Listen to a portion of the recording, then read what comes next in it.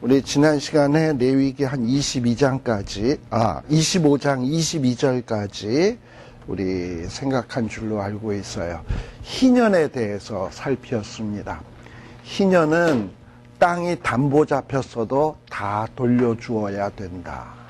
또 빚이 있어도 탕감해 주어야 된다. 어떤 종이나 노예로 팔려갔다 하더라도 되돌려 보내주어야 된다. 어떤 이것이 희년에 행해야 될 중요한 일들입니다. 자, 그런데 이렇게 땅을 되돌려줘야 되는 가장 중요한 근거는 무엇인가? 23절입니다. 오늘 23절부터인데 레위기 23절인데요. 땅, 태초에 하나님이 천지를 창조하시니라. 그러니까 땅을 창조하시니까 누구냐? 하나님이에요. 그러니까 땅은 본질적으로 우리 하나님의 것이에요.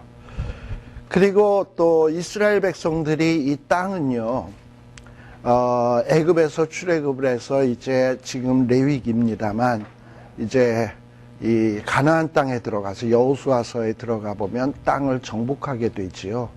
그런데 이 땅을 정복하는 것도 뭐 이스라엘 백성들이 뭐 특별히 능력이 있어서라기보다는 하나님이 선봉에 서서 나가셔서 땅을 다 정복할 수 있도록 해 주십니다.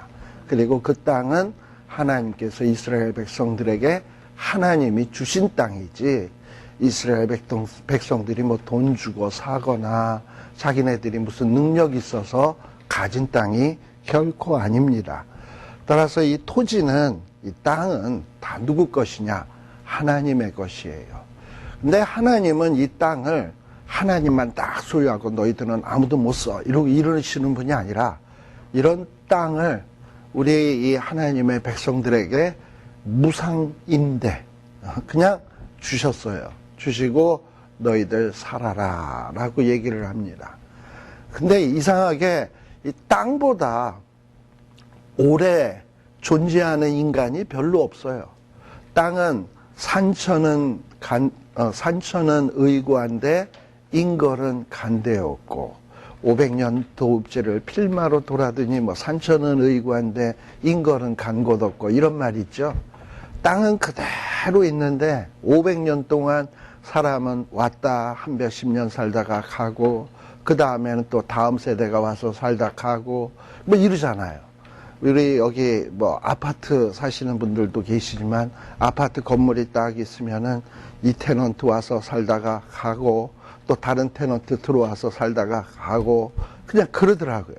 그냥 사람이 어느 한 곳에 살면 내가 여기서 천년 만년 살 것 같은데, 가만 시간 지나놓고 보면은 와서 잠시 살다가 가는, 그야말로 최희준 씨의 그 노래 가사가 딱 맞는 게, 인생은 나그네 길, 어디서 왔다가 어디로 가는가 하듯이 정말 나그네고 잠시 기거하다 가는 객과 같아요. 예. 그런데 이런 객과 같은 우리들이, 나그네와 같은 우리들이 잠시 우리가 움켜쥐고 있던 것을 내 것이냐, 영원토록 내가 소유하고 내가 못 소유하면 내 대대손손까지 그냥 대도를 물려줄 것처럼 이렇게 생각을 하고 하지만, 그게 그렇게 마음대로 되는 게 아니거든요. 다 놓고 가고 다 빈손으로 가는 것이 우리의 인생인데, 자, 그래서 성경에서 이런 희년, 땅들을 소유했으면 담보를 잡아서도 돌려줘라. 그리고 빚을 내가 이렇게 꿔줬어도, 누구를 돈을 꿔줬어도 희년이 되면 돌려줘라 하는 것은, 모든 것의 주인은 하나님이다라는 이런 신앙 고백, 이런 신앙 고백을 어떤 삶의 예배로서 우리가 하라는 거예요. 자, 그래서 여기에 보면 토지는 다 하나님의 것이다. 너희는 뭐다? 나그네다. 우거하는 자로서 그냥 그 토지에서 하나님과 함께 하는 거다라는 거예요.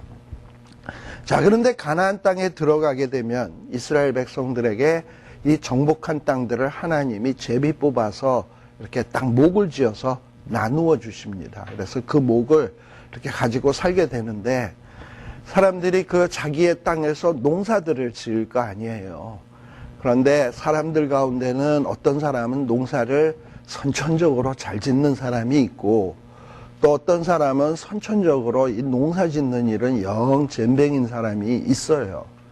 뭐 예를 들면 저 같은 경우에 저희 집에 나무들이 좀 있는데 와이프가 자꾸 뭐 자르라 그래서 자르고 나면 내 딴에는 열심히 땀 뻘뻘 흘리고 잘랐는데도 표도 안 나고.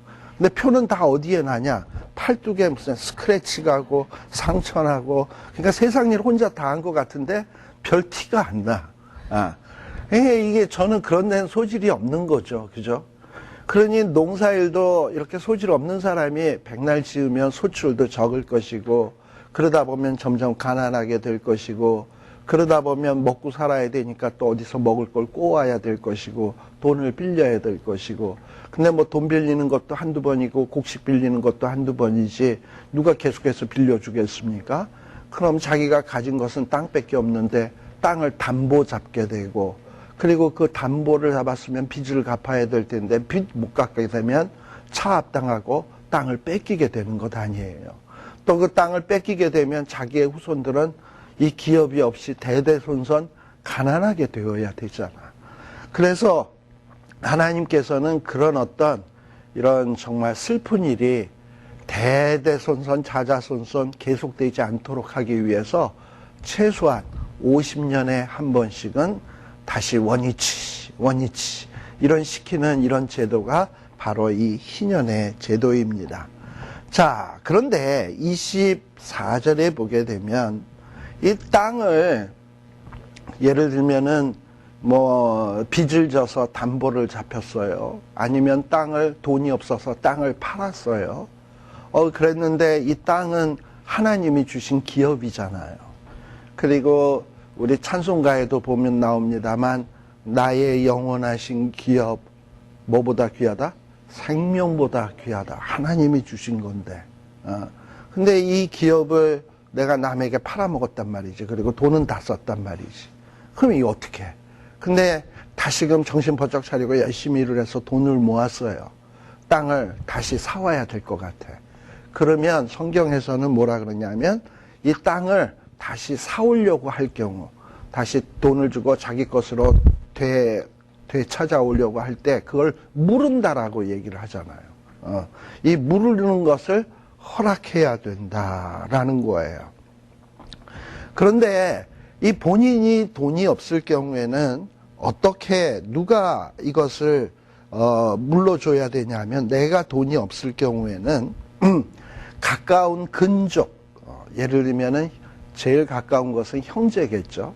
만일에 형제가 없다면은 사촌, 삼촌, 이런 가까운 순서대로 이 친척들이 이 땅을 되찾아 줘야 돼요. 그래서 되찾아 주도록 하는 것이 여기에 보게 되면 뭐냐 하면은 25절에 보면 형제가 가난해서 그 기업을 팔았으면 이 판 것을 가까운 근족들, 가까운 친척들이 와서 동족에 판 것을 물러줘야 된다라고 얘기를 합니다. 보통 이거를 우리가 보통 히브리 사람들에게 있어서 이거를 고엘 제도라고 얘기를 해요. 고엘이라는 건 뭐냐 하면 우리 그 구원이라는 거를 영어로 리뎀션이라고 얘기하잖아요. 그리고 이 구원해주는 사람을 리디머라고 얘기를 해요. 구원해주는 자를. 그래서 이 고엘이라는 거는 뭐냐면 구원자, 구속자라는 거야. 어떤 나 대신에 값을 지불을 하고 내가 치루어야 될 것을 대신 치러주고 나를 어떤 억압이나 굴레에서 구속해주는 것. 이거를 리디머, 고엘이라고, 히브리어는 고엘이라고 얘기를 합니다. 근데 이 고엘은 누가 되어야 되느냐 하면 어떤 사람이 있으면 그 사람에게 제일 가까운 사람이, 이 사람이 어떤 자기 스스로 해결할 능력이 없잖아요. 그럼 가까운 사람이 그 일을 해줘야 돼요. 그래서 이 고엘이라고 하는 것은 비단 어떤 금전적인 문제뿐만 아니고 히브리 사람에게서는 여러 가지의 이 고엘이 있습니다. 예를 들면 내가 토지를 팔았는데 되찾아올 능력이 안 된다? 그러면 가까운 친척이 토지를 되사와야 되고, 또 두 번째는 어떤 경우가 있냐면 가까운 친척이 돈이 없어서 노예로 팔려갔어. 그러면 그 노예로 팔려간 사람을 가까운 친척이 돈을 주고 그 사람을 노예의 상태에서, 종의 상태에서 해방을 시켜줘야 돼요. 그리고 또 어떤 경우도 있냐 하면은 이 가까운 친척이 어떤 사람이 자식이 없이 죽어서 그 집안에 대가 끊기게 생겼어요. 그러면은 가까운 형제가 대신에 그 집에 그 대가 끊기지 않도록 이런 조치를 해줘요. 근데 우리 윤리의식으로는 조금 이해가 안 되는 것이 뭐냐 하면은, 예를 들면 형이 애가 없이 결혼을 했는데 돌아가셨단 말이지. 그러면 형수만 남았을 거 아니에요. 그럼 밑에 동생이 형수와 함께 해가지고 자식을 낳아야 돼. 그리고 동생이 그 자식을 키워주고 길러주고 성인이 될 때까지 다 보호해주고 난 다음에는 형의 이름으로, 그 자식이 형의 이름으로 모든 재산을 소유하고 관리할 수 있도록 이렇게 만들어주는 거야. 그러면 이 동생은 그 형에게 뭐가 되는 거냐? 리디머, 고엘이 되는 거예요. 뭐 이런 거라든지. 또 어떤 경우가 있냐면은 어떤 사람이 누구에게 어떤 침략을 당했어요. 그래가지고 재산을 뺏겼다든지 생명을 뺏겼다든지. 그러면은 이 히브리 사람들은 뭐냐? 가까운 형제가 꼭 복수를 해줘야 돼. 이것도 고엘이에요. 복수 갚아주는 거. 그래서 형제가 복수를 갚는 거. 또 어떤 것도 고엘이냐 하면은 어떤 사람이 죄를 저질렀어. 죄를 저질렀는데 그 죄값을 치러야 돼. 그런데 누군가가, 가까운 형제가 대신 이 죄값을 치러주는 것. 이것도 고엘이에요. 자, 그래서 이 고엘의 사상은 여러 가지로 나타납니다. 마치 우리가 죄를 지었어요. 죄값은 사망이에요. 근데 우리가 그 사망의 죄값을 우리가 치른 게 아니라 누가 대신 치렀냐? 우리 예수님이 대신해서 나 대신에 죄값을 치러준 거예요. 그래서 우리 예수님을 뭐라고 얘기하냐? 구속자, 고엘이다 라고 얘기하게 되는 겁니다. 그래서 어떻게 보면 이 구약 성경에서 나오는 이 희년과 관계된 이 고엘, 구속자, 이 사상은 굉장히 중요한 사상입니다. 나중에 우리 예수님의 이 구속의 사역과도 아주 밀접한 관련이 있는 아주 중요한 사상이 되게 되는 거예요. 자, 그런데 여기 보게 되면은 25절에 보게 되면 이렇게 동족들이 어떤 형제가 어려움을 당했으면 다 그것을 해결해 줘야 돼요. 그런데 여기에 보면은 26절, 27절에 보게 되면, 그런데 이 토지를 지금 다 빼앗기고 빚도 지고 이랬는데 이 본인이 이 어느 정도 열심히 일을 해서 부유하게 돼서 물을 힘이 있거든. 이 다시 되찾아올 수 있거든요. 지난 시간에도 얘기했습니다만 되찾아올 경우에는 어떻게 찾아오는 것인가? 자기가 이 파른 값을 계수를 해야 돼.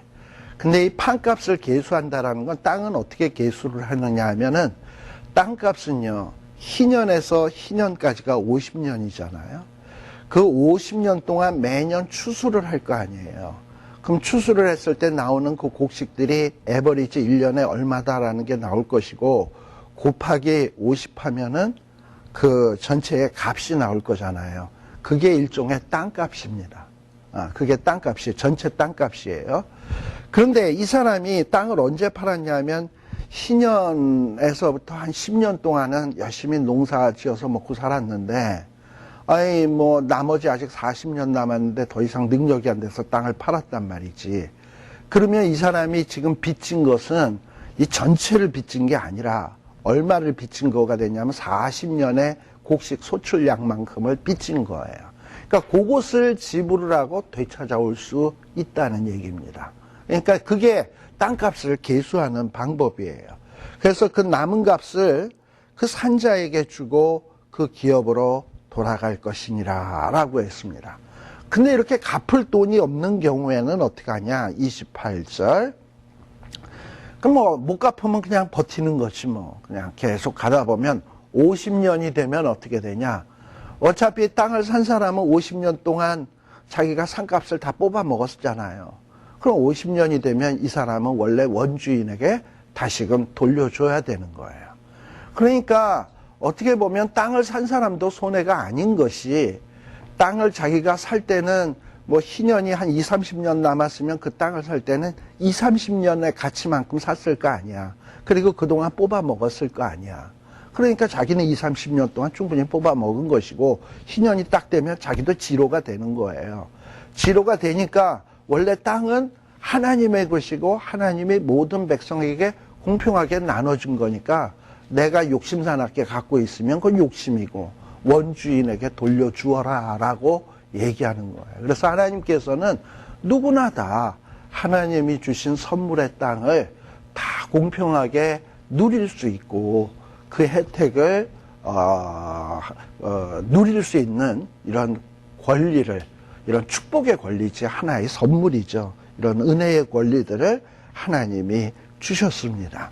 자, 그래서 그게 바로 28절이죠. 갚을 힘이 없으면 희년까지 버티면 돌아온다. 우리도 이런 제도가 있으면 얼마나 좋겠습니까? 예를 들면은 참 빚을 좀 많이 졌는데 희년이 되면 그냥 다시 원위치 된다고 하면 얼마나 좋겠어요. 근데 사실 우리의 원위치는 어디냐? 제로예요. 태어날 때도 제로고 갈 때도 제로인 거예요. 자, 그런데 29절에서는 지금 요 28절까지는 토지에 대한 얘기인데요. 29절에는 집에 대한 경우를 또 이야기를 하고 있습니다. 사람이 토지를 담보 잡히는 경우도 있지만 집을 담보 잡히는 경우도 있잖아요. 근데 요 29절에 나오는 집은 좀 특이한 집입니다.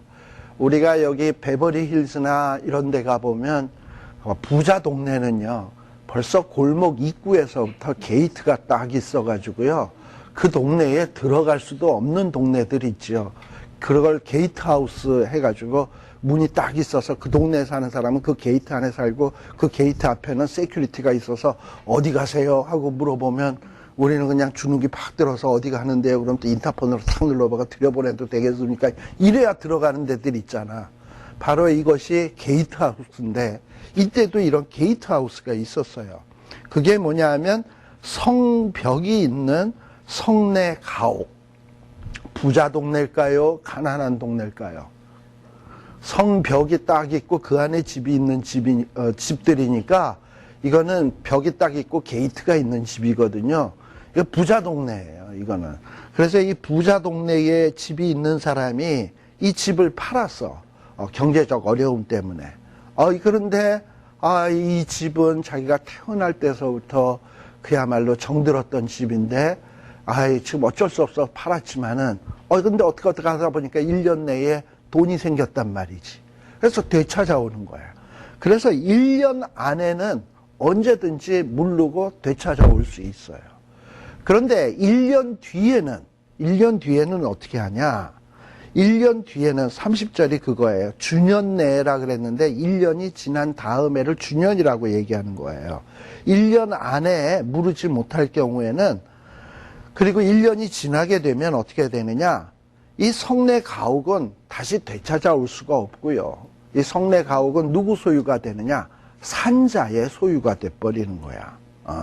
그리고 그런 집은요, 희년이 되어도 다시 되찾아올 수가 없어요. 왜 이렇게 했을까? 이건 집인데.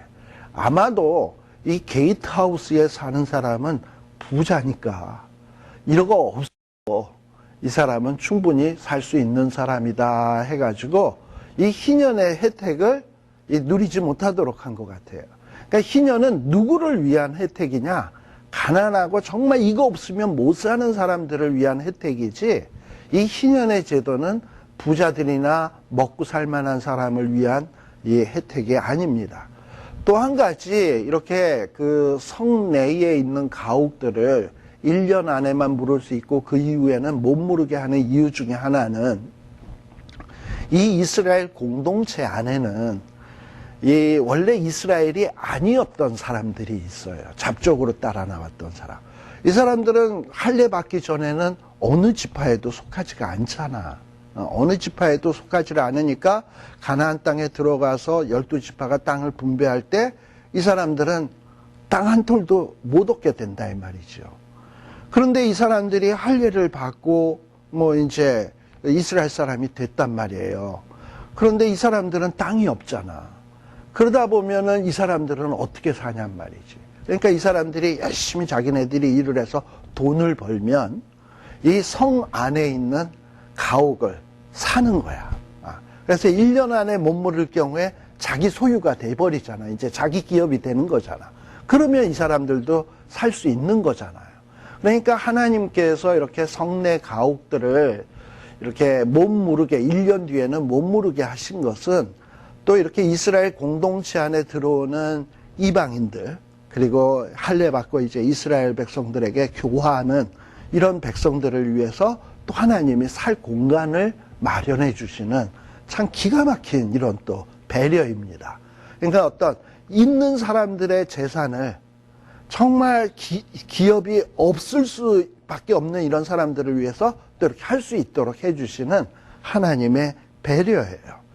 자, 그런데 반면에 31절에 보면 또 무슨 동네가 나오냐면 성벽이 둘리지 아니한 촌락의 가옥. 우리들이 사는 가옥이죠. 우리는 게이트 하우스에는 안 사니까. 그냥 이런 동네는 부자 동네일까요? 그저 그런 동네일까요? 그저 그런 동네이죠. 네. 이런 그저 그런 동네일 경우에는 뭐 어떤 식으로 처리하냐? 31절에 보면 전토 일례로 물려주기도 할 것이요 희년에 돌려보내기도 할 것이다. 그러니까 그저 그런 집에 사는 사람은 그 집이 담보 잡히거나 빼앗기거나 팔았을 경우에는 어떤 식으로 처리하냐? 토지 거래하는 방식으로 처리를 해라. 토지가 뭡니까? 팔았으면 물을 수 있고 못 물으면 희년 안에 도로 돌아오는 거잖아. 그러니까 그저 그런 집도 똑같이 그렇게 처리를 하라고 하는 거예요. 이건 뭐냐? 그저 그렇게 사는 사람들의 어떤 이 생계를 우리 하나님이 보장해 주기 위해서 그렇다라는 거예요. 자, 그 다음에 또 세 번째 경우가 있는데요. 부동산에 대한 법이. 그러니까 이 모세의 율법에는 이런 부동산법도 있어요. 이렇게. 이 당시에 이게 부동산법이지. 이 32절에 보면 레위 족속. 레위 족속은 원래 자기의 땅들이 없지요. 하나님이 레위 족속에게는 기업을 주지를 않았습니다. 그러나 이 레위 족속들도 살아야 될 집이 있어야 되고 먹고 살아야 될 어떤 여러 가지 물질이 있어야 되잖아요. 근데 그런 것들을 누구를 통해서 하나님이 보장해 주시느냐 하면 다른 지파 사람들이 어떤 이렇게 도네이션 하는 땅, 짜투리 땅, 이런 도네이션 하는 땅들을 그것을 이렇게 구별을 해가지고 누가 살도록 했냐면 레위 사람들이 살도록 했어요. 그래서 이스라엘 백성들의 그 각 지파가 12지파가 다 땅을 소유했잖아요. 레위 지파는 다 흩어져서 사는데 뭐 유다 지파가 사는 동네에 레위 사람이 산다? 그럼 유다 지파 사람들이 땅을 도네이션해서 레위 사람들이 살 수 있는 공간을 마련해 주었습니다. 우리가 잘 알다시피 갈렙이라고 하는 사람 아시죠? 이 갈렙이라고 하는 사람이 유다 지파의 족장 노릇을 했는데 그자가 저기 어디를 점령을 하냐면 헤브론이라고 하는 기럇 아르바라고 하는 땅을 점령을 하고 그리고 그것을 점령하고 난 다음에 그 헤브론의 그 땅 넓은 땅 가운데서 일부분을 도피성이 뭐냐면 어떤 자기가 의도를 가지고 사람을 죽인 게 아닌데 과실치사로 사람을 죽였을 경우에 도망갈 수 있는 성을 마련해 주었는데 그러려면 성을 지으려면 땅이 필요하잖아. 그래서 그 헤브론에다가 도피성을 위한 땅을 도네이션을 했어요. 그리고 또 그 헤브론의 일부의 땅을 뭘로 도네이션 했냐면 레위 사람들이 살 수 있는 공간으로 사택부지로 도네이션을 했어요. 바로 그런 땅에 레위 사람들이 들어와서 사는 거예요. 그렇게 해서 이렇게 땅을 구별을 해줬는데 자, 그러니 이 레위 족속들은 다른 지파로부터 땅을 도네이션 받아가지고 이런 짜투리 땅에서 살 거 아닙니까? 자, 그런데 이 레위 족속도 살다가 보면은 먹고 살아야 되고 경제 활동을 해야 되니까 뭐 필요한 것 돈 주고 사야 되고 이래야 되는데 가난하게 되면 어떻게 하겠습니까? 일단 급한 식량부터 사야지. 땅이 먹여 살리는 건 아니잖아. 그러니까 자기의 짜투리의 땅을 팔거나 담보 잡혀서 돈을 빌릴 수 있단 말이죠. 자, 그런데 이 레위 사람들은 그렇게 자기의 땅을 담보 잡히거나 팔았을 경우에는 어떻게 할 수 있냐? 언제든지 물을 수 있다. 1년이 아니라 언제든지 물을 수 있고, 만일에 이 레위 사람이 무르지 못할 경우에, 물을 능력이 없어서 무르지 못할 경우에는 어떻게 되느냐? 33절에 보면 기업된 성읍에 판 가옥은 희년에 그 레위 사람에게 돌려보내야 된다라고 되어 있습니다. 이게 레위 사람들을 위한 이게 하나님의 또 사회보장 제도예요. 자, 그리고 또 이 레위 사람들이 갖고 있는 이 먹고 사는 땅도 이렇게 또 돈의 사택부지도 받았지만 레위 사람들이 또 농사를 지을 수 있는 조그만 짜투리 땅들 같은 게 또 있어요. 그런 밭이나 이런 땅들은 레위 사람들을 위해서 하나님이 각 지파들을 통해서 주신 영영한 기업이니까 이건 절대 팔 수 없다. 이렇게 딱 하나님이 못을 박아놨습니다. 이런 식으로 이스라엘에 있는 토지, 집, 그리고 이런 전토, 이런 모든 것들은 다 하나님이 이렇게 희년이라고 하는 이 제도 아래 다 이렇게 보장을 딱 해주시고 요대로 살아야 된다. 근데 이 근거가 다 어디 있냐? 왜 이것을 지켜야 되냐? 어차피 이스라엘 백성들에겐 자기 땅이 없었어요. 하나님이 임시로 맡긴 거예요. 그러니 이걸 가지고 나만 잘 먹고 살겠다 생각하면 이건 잘못이야. 내가 먹을 것만 먹고 가난한 사람에게는 다시 또 먹을 수 있도록 자기도 거저 주어야 돼. 거저 받았으니 거저 줄 수 있는 이런 마음을 갖는 것이 이게 진정한 하나님의 백성의 모습이다라는 거예요. 또 그와 관련지어서 35절에도 보게 되면 자기 옆에 있는 동족 같은 백성이 가난하게 됐을 때는 어떻게 해야 되는가? 그러면은 그런 자를 도와서 객이나 우거하는 자처럼 너와 함께 생활하게 해라. 그래서 너무 가난해가지고 땅도 다 팔아먹고 집도 팔아먹고 오도가도 할 수 없는 이런 신세가 되었으면, 동족이 그랬으면 자기 집에 객처럼 이렇게 거하게 하도록 하는 것이 이스라엘 백성들이 해야 되는 거예요. 또 그렇게 오도가도 못하는 사람도 먹고 살고 뭐 물건도 사고 이래야 될 거 아니에요. 그러니까 그런 사람도 돈이 필요할 거 아니야. 그럼 돈 필요하면 그 사람한테 돈을 꿔주래.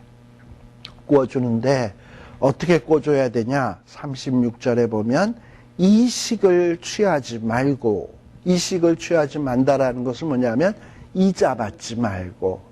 그러니까 돈을 꿔주되 어떤 사람은 사랑으로 그냥 꿔주는 사람이 있고, 어떤 사람은 돈을 꿔주되 자기 이익을 위해서 돈 꿔주는 사람이 있지 않습니까? 그러니까 이스라엘 백성들은 자기 그 형제들 간에 절대 어떤 이익을 목적으로 돈을 꿔주는 일을 하지 마라. 이자 받지 마라. 그리고 꿔주라는 거예요. 그래서 모두가 다 먹고 사는 일에 지장이 없도록 해야 되는 것이 이스라엘 백성들이 해야 되는 일입니다. 자, 그리고 또 뭐라고 얘기하냐면 그 31절도 같은 얘기죠. 그리고 또 이 근거가 뭐냐? 38절. 거기에 보게 되면 하나님께서 뭐라고 얘기하냐? 나는 너의 하나님이 되려고 또는 가나안 땅으로 너희에게 주려고 애굽 땅에서 너희를 인도하여 낸 너희 하나님 여호와다. 즉 여기에 보면 가나안 땅이 나오는데 이 가나안 땅은 누가 주신 거냐? 하나님이 너희에게 주신 것이다. 그것을 위해서 너희를 노예의 상태에서 끄집어내서 가나안 땅을 준 것이니까 원래 이 가나안 땅 자체의 주인은 누구냐? 하나님이다. 그러니 절대로 너희 형제들에게 어떤 이자를 받거나 돈 버는 목적으로 돈 꿔주는 일을 해서는 안 된다라는 거예요. 예전에 제가 목회를 할 때 아는 어느 집사님이 한 분 계세요. 참 이분은 정말 고지식한 분이야. 그렇다고 이분이 무슨 직업이 대단한 직업도 아니고 뭐냐 하면 가드너예요. 여러분들 그 가드너 일이 얼마나 힘든 것인 줄 아시죠? 이 더운 날 여름에 딱 찔찔 흘리면서 진짜 가면서 먼지 뒤집어 쓰면서 하는 일 아닙니까? 근데 그렇게 해서 돈을 모아가지고 뭐 사는 데는 어디냐? 맨날 아파트에 살아 그냥. 뭐 그러고선 사는데 또 이게 참 누가 이렇게 돈 꿔달라 그러면 이 사람은 뭐 다른 성경에 다른 말씀은 눈에 안 들어오는지 이 말씀만 들어오는지 형제가 돈 꿔달라 그러면 이자 받지 말고 꿔주라 그래가지고 그냥 꿔주는 분이 있어요. 이자도 안 받고. 참 어떻게 보면은 참 미련해 보이고 답답해 보이는 것 같지만 참 이 말씀에 대해서 이런 믿는 그 신앙의 모습은 참 아름다웠다라는 이런 기억이 늘 잊혀지질 않아요. 제 눈에도 보기에 아름다웠는데 우리 하나님이 보실 때도 참 너는 우직하게 정말 이 말씀대로 살려고 노력하는구나. 남들은 그렇게 안 사는데. 그분은 그냥 그게 믿음인 거야. 이자 받고 꾸지 말아라. 자기가 손해보는 건 하나님이 갚아주신다. 어떤 이런 마음으로 사는 거지. 예. 자, 그리고 또 39절에서는 또 다른 이야기가 좀 등장을 합니다. 이 동족이 비난하게 되었을 때 종으로 팔릴 형편이 되었어요. 자, 그럴 때 그 이스라엘 백성들은 어떻게 해야 되냐? 이 형제가 아주 비난하게 되었으면 자기 집의 종으로 드려야 되는 거야. 왜 자기 집의 종으로 드리느냐 하면 내가 만일에 그를 종으로 삼지 않을 경우에는 이 사람은 어떤 이방인의 종이 될 수 있거든요. 이 이스라엘 사람들은 절대 이스라엘 사람들이 이방인의 종이 되는 꼴을 못 봐요. 하나님이 그것을 좋아 안 하셔. 그러니까 어떤 사람이 가난하게 돼서 이방인의 종으로 팔려가게 될 것 같으다 그러면 차라리 누가 자기 집의 종으로 데리고 있는다? 자기 집에, 이스라엘 백성들이 자기 집의 종으로 데리고 있는데 그렇다고 이방인이 종대하듯 이스라엘 사람도 자기 집의 종으로 왔으니까 함부로 대해야 되느냐? 아니에요. 자기 집의 종으로 데리고 오는 것은 그 사람을 보호하기 위한 목적이지 이방인의 종으로 안 팔려가도록 하기 위한 목적이지 내가 종으로 부리기 위한 목적이 아니에요. 그래서 이 이스라엘 사람들이 가난하게 돼서 이렇게 종이 될 것 같으면 자기 집에 데리고 와서 마치 자기 집의 식구처럼 그분에게 이 일을 시키고 또 그 일한 대가를 주어가지고 희년이 되면 어차피 해방될 거 아니에요? 그래서 해방될 때에 이 사람이 어떤 살림 미천이라도 장만해가지고 재기할 수 있도록 이스라엘 백성들은 이렇게 도와주라는 겁니다. 참 이거 쉬운 얘기들 아니에요. 그죠? 만일에 우리가 같은 교인이라 그래서 어떤 사람이 비난하게 가난하게 되어가지고 이 사람을 내 집에 들여서 우리 식구처럼 지나게 하다가 일하는 거 또박또박 월급 주고 해서 50년 됐을 때 나갈 때 한미천 잡아서 나갈 수 있도록 해준다? 이게 가능해요? 네, 우리 가족 친척에게도 못하는 일을 남에게 믿는다라는 이유로 그걸 할 수 있겠어요? 근데 성경에서는 그렇게 하라는 거야. 이게 왜 그러느냐? 다 근거가 뭐냐면 하나님이 너희에게 거저 주지 않았냐. 그러니 너희들도 너희 형제에게 거저 주어라. 그리고 이 형제라는 게 누굽니까? 똑같이 하나님이 애굽 땅에서 구출해낸 하나님의 사랑하는 백성이요. 또 하나님이 형상으로 지음받은 이 존귀한 존재이거든요. 그 사람도 사랑받기 위해 태어난 사람이거든요. 그런데 돈이 없어서 가난하게 돼서 지금 비참하게 살게 되었는데 하나님은 그 사람도 사랑하시거든. 근데 그 사람을 어떻게 사랑하느냐? 옆에 있는 하나님이 사랑하는 그 사랑하는 사람의 손길을 통해서 하나님이 사랑하는 그 가난한 사람을 도우시는 하나님이십니다. 그러니 우리들이 어떤 물질을 좀 많이 모아서 내가 먹고도 남을 것이 있다. 나에게 어떤 여유가 좀 있다. 그러면 이거를 내 거다라는 생각을 갖기보다는 정말 없는 사람에게 이렇게 주어서 그도 살 수 있도록 만들어줄 수 있는 정말 하나님의 사랑에 감사하는 이런 여유 있는 마음, 이런 마음들이 있어야 되는데 사람이 그렇지 않죠. 가지면 내가 못 써도 그냥 싸질러 놓고 그냥 계속 이루려고 그러잖아. 근데 이것은 진정으로 하나님의 사람답지 못한 행동이다라는 것을 레위기가 우리에게 지적해 주는 것입니다. 그러니 참된 예배란 뭐냐? 뭐 주일날 교회 가서 예배 보는 것만 예배가 아니라 우리의 삶 속에서 내 남은 여유 있는 것들을 정말 여유 없는 사람들을 위해서 베풀고, 왜? 하나님을 사랑하니까. 나도 하나님의 은혜를 거저받았으니까 이렇게 주는 이 삶 자체가 이게 예배이지, 주일날만 왔다 갔다 한다고 예배가 되는 거냐? 절대 아니다. 이게 레위기가 우리에게 가르쳐주는 삶의 모습입니다. 자, 그래서 여기에 보게 되면은 39절, 40절에 보면 이 집에 자기 집에 종처럼 데리고 와서 그를 어떻게 부리지 말아라? 종으로 부리지 말고 40절에 너의 품꾼이나 우거하는 자같이 너와 함께 있게 하여 희년까지 너를 섬기게 하라. 여러분들 그 신명기 15장 한번 가보실래요? 신명기 15장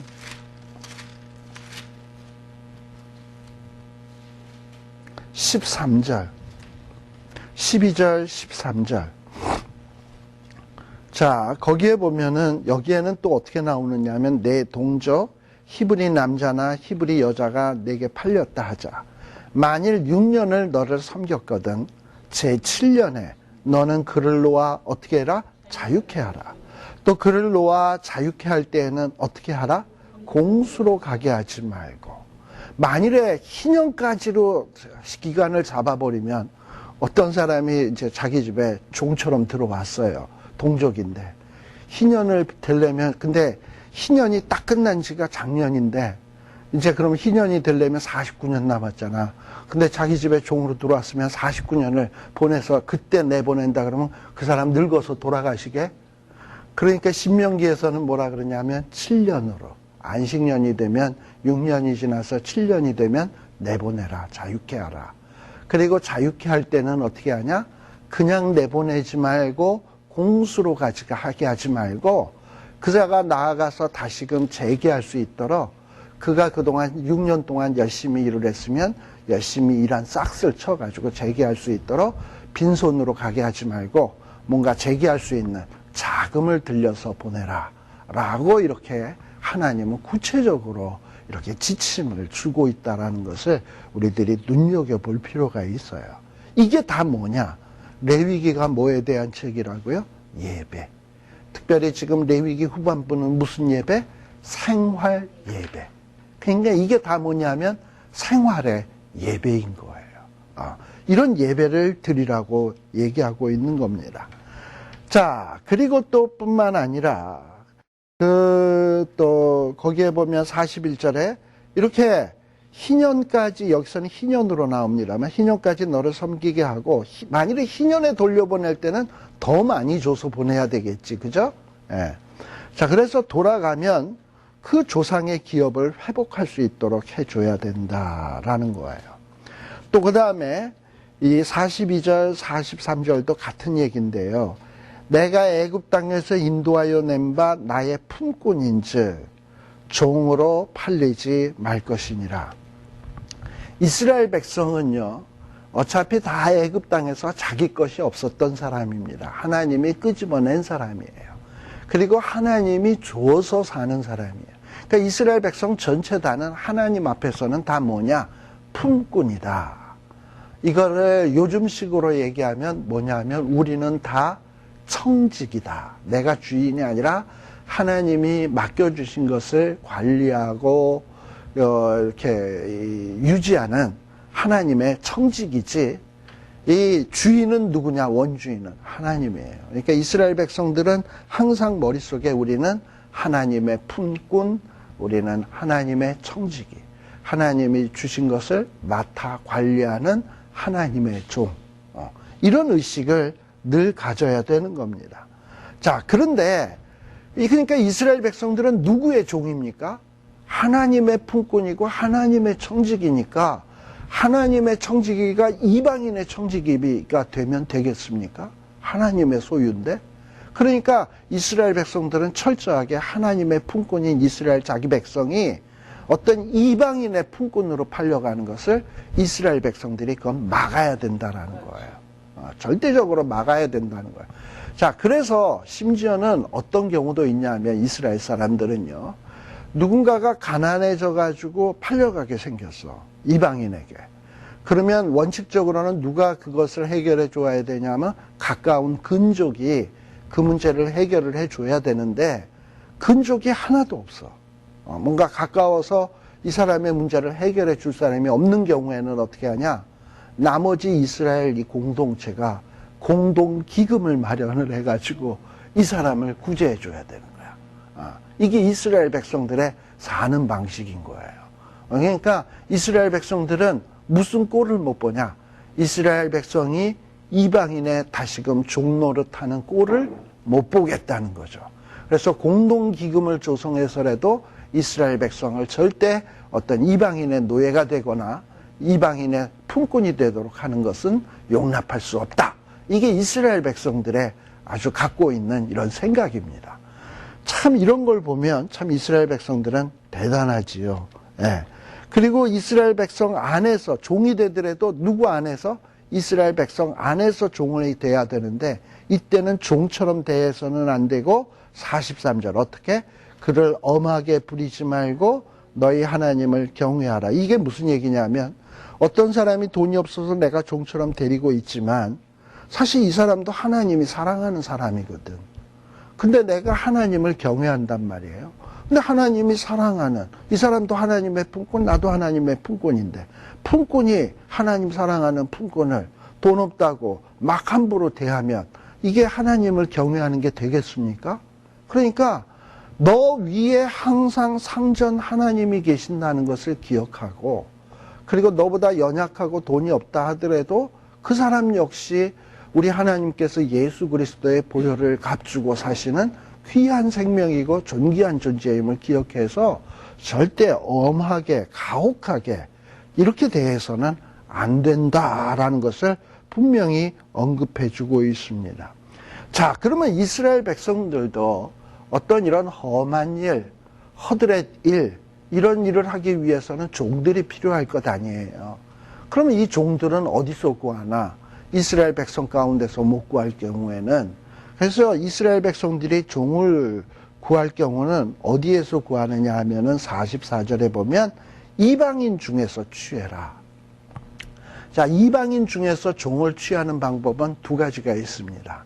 이방인 중에서 돈이 없는 사람을 돈 주고 사서 내 집에 종으로 부리는 케이스가 있고 또 하나는 뭐냐면 정복 전쟁을 하잖아요. 이스라엘 백성들이 가나안 땅에 들어가서 정복을 하잖아요. 그럼 이방인들이 이제 정복 당하잖아요. 그럼 그런 사람들을 종으로 삼는 거예요. 자, 그러면 우리들이 조금 불편한 게 뭐냐면 사람이면 다 같은 사람이지 누구를 종으로 삼나 어떻게 성경이 이럴 수가 있나 이런 어떤 불편한 생각을 가질 수가 있습니다. 근데 요 구약의 요 출애굽 당시와 가나안 정복 당시는 우리들이 어떤 관점으로 보냐 하면 하나님의 택한 백성, 언약의 백성, 그리고 하나님이 택하지 않은 어떤 그 죄인 백성, 택함 받지 못한 백성, 이런 식으로 보는 거예요.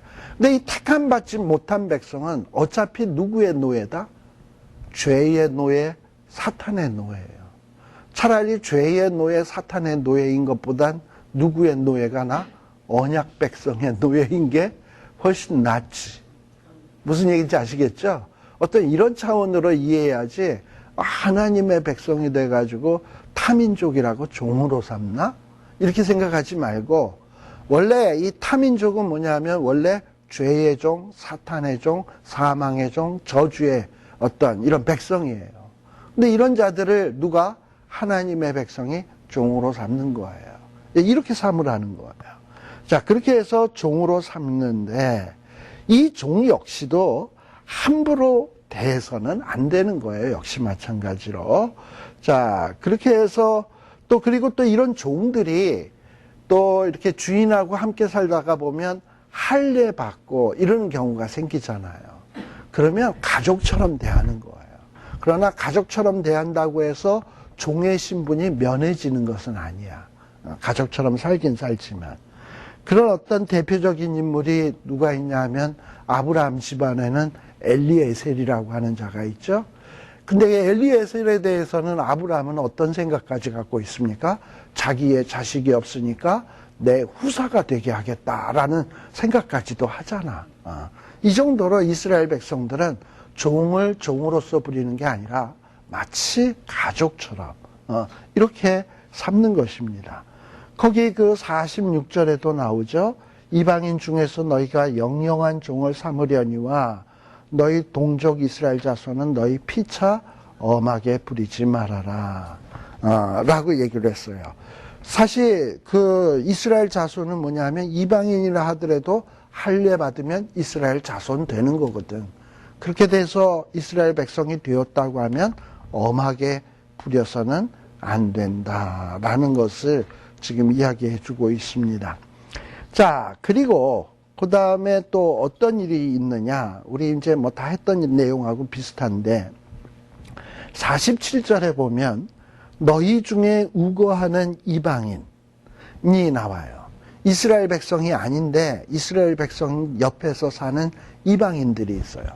이미 땅은 누가 다 차지했습니까? 이스라엘 백성들이 차지했으니까 이방인들은 땅이 없잖아. 그렇잖아요? 이방인들은 땅이 없을 거 아닙니까? 우리도 여기 뭐 미국 올 때 내 땅 있어서 왔습니까? 그냥 왔지? 그러니까 우리는 와서 어떻게 삽니까? 이를 악물고 살지요? 그리고 이를 악물고 닥치는 대로 험한 일, 모든 일, 이 일, 저 일 막 해서 그야말로 투잡, 세잡 막 뛰면서 해서 돈을 모으죠. 그래가지고 돈 모으고선 집 사고 땅 사고 그러죠. 네. 그것처럼 이스라엘 주변에 있는 이방인들도 자기들의 땅이 없으니까 이 사람들은 주로 어떤 일에 종사하냐면 상업, 비즈니스 이런 일에 종사하면서 이러면서 좀 이렇게 똘똘하고 약삭빠른 이런 사람들은 큰 돈들을 모으는 거예요. 그런데 이런 이방인들이 이스라엘 땅을 이방인들에게 팔겠습니까? 안 팔지. 그런다. 아까 성내 가옥, 게이트하우스 있잖아. 게이트하우스가 같은 경우에는 이 부동산 거기에 가끔 매물이 나오거든. 1년 내에 못 모르면은 그거는 이제 매물로 나올 거 아닙니까? 그런 매물들은 어차피 누구누구 기업의 집이 아니잖아요. 그러니까 돈 많은 이방인들이 그거를 탁 사는 거야. 그래가지고 이방인들이 게이트하우스에서 사는 케이스들이 참 많이 있어요. 자, 그래서 여기 보면 그 얘기를 하는 거예요. 너희 중에 우거하는 이방인은 부요하게 되고, 그래서 이 부자가 됐어요. 그런데 너희 옆에 사는 동족이 비난하게 되었으면 이 비난한 이스라엘 사람이 이방인의 종으로 팔리게 될 경우가 있을 거 아니에요. 먹고 살래니까. 여기 그 미국에도 보면 이민 온 어떤 유럽의 갑부들이 뭐 여기 팔러스 버디스나 또는 무슨 뭐 베버리 힐스나 이런 데다가 대저택을, 근데 이 사람은 유럽의 부호예요. 어차피 미국 사람이 아닌데. 근데 그런 집에서 이렇게 살려면은 집사나 관리인이나 이런 사람들이 필요하잖아. 근데 그 집사나 관리인으로 일하는 사람들을 보면 이 미국 백인들이 또 집사나 관리인을 한단 말이지. 그렇잖아요. 그러니까 이방인들이 돈이 많을 경우에는 이스라엘 사람들이 그 밑에 들어가서 종이 되는 경우들이 있어요. 자, 그럴 경우에는 반드시 이스라엘 사람들은 가까운 근족이 속량을 해줘야 된다. 그래서 49절에 보면 제일 가까운 형제가 해주든지, 형제가 못하면 삼촌, 또는 그래도 못하면 사촌, 그래도 못하면 또 가까운 친척 중에서 누구든지 그가 빚진 것을 다 물러주고 그리고 해결할 수 있도록 해줘야 된다. 그리고 만일에 이 빚진 사람이 스스로 돈을 벌었으면은 스스로 속해야 된다. 근데 이 속하는 계산 방법은 뭐냐? 50절에 보면 희년을 기준으로 해가지고 희년 다음 희년까지 얼마나 남았냐에 따라서 이 물러야 될 값이 많으냐 적으냐가 결정되게 된다라는 거. 이런 식으로 이스라엘 백성들은 이 거래를 하게 돼 있습니다. 근데 이제 나중에 보면은 그 공의, 정의 이런 것들이 땅에 떨어지는 것들을 선지자들이 막 책망하잖아요. 특별히 여러분들 그 아모스서 같은 경우에 보게 되면 잠깐 한번 봅시다. 아모스 6장 한번 가볼까요?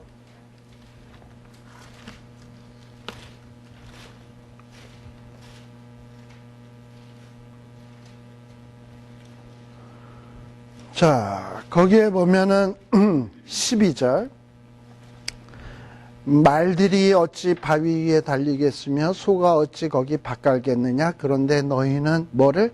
공법을 쓸개로 정의의 열매를 인진으로 변했다라는 말이가 나와요. 공의, 그 다음에 정의, 이런 이 법은 사실 이스라엘 백성들을 보호하고 지키기 위해서 필요한 법들입니다. 자, 이 희년의 법, 그리고 이 가난한 자들이 이 무르는 제도, 고엘 제도, 다 뭐냐면 가난한 자들을 지키고 보호하기 위한 법이거든요. 근데 이런 법들이 역사가 흘러가면서 이 권력층에 있는 사람들, 부유한 사람들은요, 이 법을 안 지키기 시작하는 거야. 아니면 이 법을 왜곡시켜가지고 자기들의 그 치부하는 수단으로 법을 개정해버리고 바꾸고 이러는 거야. 그래서 이 공법을 뭘로? 쓸개로. 정의를 인지는 독초예요. 정의를 독초로. 사람 살리는 법들을 자기네들 유리한 식으로 가난한 자들을 죽이는 법으로 이렇게 바꾼다 이 말이지요. 그래서 이 선지자들은 이런 원래 이 레위기에 나오는 이런 아름다운 법들이 왜곡되고 지켜지지 않는 것에 대해서 아주 분개하고, 그래서 입에 거품을 불고 이 공법을 쓸개로 만드는 자들아, 정의를 인진으로 만드는 자들아, 이러고선 막 책망을 하고 있는 것입니다. 근데 이런 책망을 뭐 과거 선지자들이 살던 시대의 사람들만 들어야 될 책망인가요? 오늘날도 법망을 피해서, 아니 법을 이용해서 가난한 자야 죽던 말던 나만 떼돈 벌면 되지 하고서는 돈 버는 사람들이 얼마나 많이 있습니까? 어떤 경우에는 부자들은 주가 같은 거를 조작을 해가지고 개미 군단들은 아주 그냥 와장창 피해보게 만들고, 있는 것들은 고급 정보들을 그 기업에서 빼내가지고 정치하는 자들과 합작해가지고 자기네들은 떼돈을 벌고, 이런 것들이 뭐냐면 교묘하게 법망을 이용해가지고 가난한 자들의 돈을 아주 법에 저촉되지 않도록 끄집어내가지고 내 인마이 포켓으로 다 집어넣는 것 아니야. 이게 다 뭐냐면 하나님의 백성으로서 바람직하지 못한 태도라는 거예요. 뭐 내가 뭐 요즘 나오는 법대로 했는데 그러나 하나님의 잣대로 보게 되면 절대 그런 게 아니죠. 여기 그 아모스서 7장에 보시게 되면 말이죠. 거기에 보면 우리 하나님께서 이 아모스에게 여러 환상을 보여주시는데요. 뭐 거기 보면 보니 이렇게 나오는데, 그 처음에는 무슨 뭐 황충이의 환상이 나타나고, 그 다음에는 어떤 불의 환상이 나타나고, 세 번째는 무슨 환상이 나타나느냐 하면 무슨 환상? 다림줄. 다림질 아니고 다림줄. 다림줄의 환상이 있어요. 이 다림줄이 뭐냐 하면은 이렇게 그 무거운 추가 달려 있어가지고 이렇게 해서 쫙 늘어뜨리면 쭉 이렇게 수직으로 이렇게 되는 이런 줄 있죠?